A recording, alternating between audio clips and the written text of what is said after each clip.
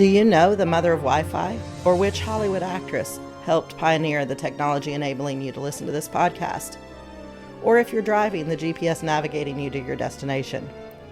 Each of these technological advancements were built upon the frequency hopping communication systems developed in part by a film star of Hollywood's golden age, a woman that Howard Hughes referred to as a genius. This star's name was Hedy Lamarr, but she was so much more. Curious and sometimes obscure pieces of history make some of the best stories.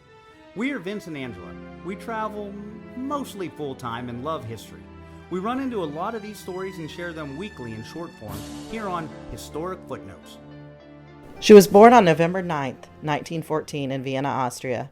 She was extremely close to her father, a bank director and curious man who taught her to look at the world through open eyes. They would take long walks while they discussed how different machines worked, like streetcars or the printing press. At only 5 years old, she would be found taking apart and reassembling her music box just to see how it operated.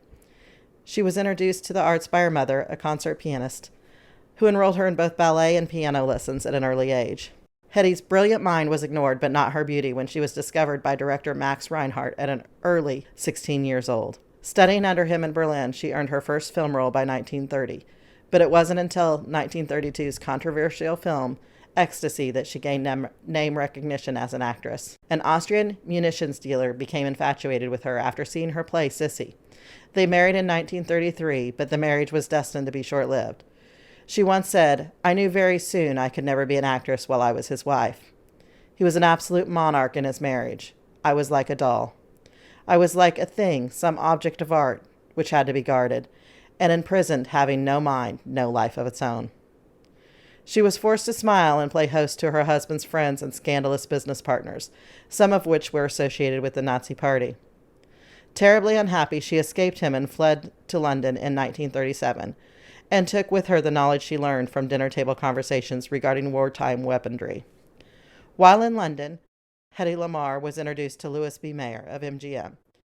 She was secured her ticket to Hollywood with that introduction. Once there, she mystified American audiences with her grace, beauty, and accent.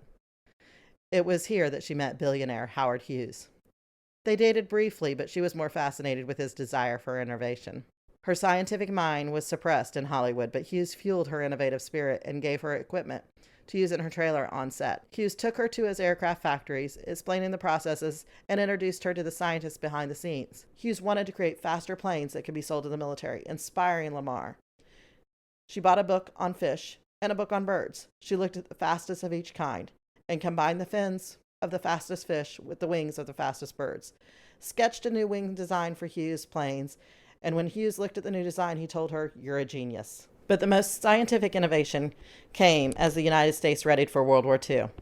In 1940, she met George Antheil at a dinner party. While known for his writing, film scores, and experimental music compositions, he shared the same innovative spirit as Lamarr. They talked about a lot of topics, but their greatest concern was the looming war. Lamarr remarked that she did not feel very comfortable sitting there in Hollywood and making lots of money when things were in such a state. Because of her marriage, she had knowledge of munitions and weaponry that could be very beneficial. So the two began to develop ideas to combat the Axis powers. They came up with a new communication system with the intention of guiding torpedoes to their targets. The system used frequency hopping among radio waves. Frequency hopping was an ingenious way of switching between radio frequencies in order to avoid a signal being jammed. By manipulating radio frequencies at irregular intervals between transmission and reception, the innovation formed an unbreakable code that could prevent the radio waves from being intercepted. Lamarr and Antheil were awarded the patent in August of 1942 for their innovation, and donated the technology to the U.S. military to help fight the Nazis. Unfortunately, it was dismissed at the time, and its significance wouldn't be realized until decades later, when it was used by the Navy during the Cuban Missile Crisis. It would go on to be used in a wide range of military applications, but it was the spread spectrum technology that developed that they would force the basis of modern wireless communication technology that we take for granted today. Sadly, the patent expired before she ever saw a penny from it. It wasn't until Lamarr's later years that she received any awards for her invention. The Electronic Frontier Foundation jointly awarded Lamarr and Antheil with their Pioneer Award in 1997. She also became the first woman to receive the Innovation Convention's Spirit of Achievement Awards, and was also inducted in the National Inventors Hall of Fame in 2014. Hetty Lamarr died on January 19, 2000 in her Florida home.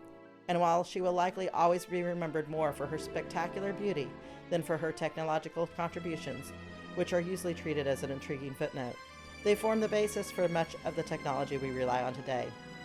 "My face has been my misfortune," she once observed, describing it as a mask I cannot remove. I must live with it. I curse it.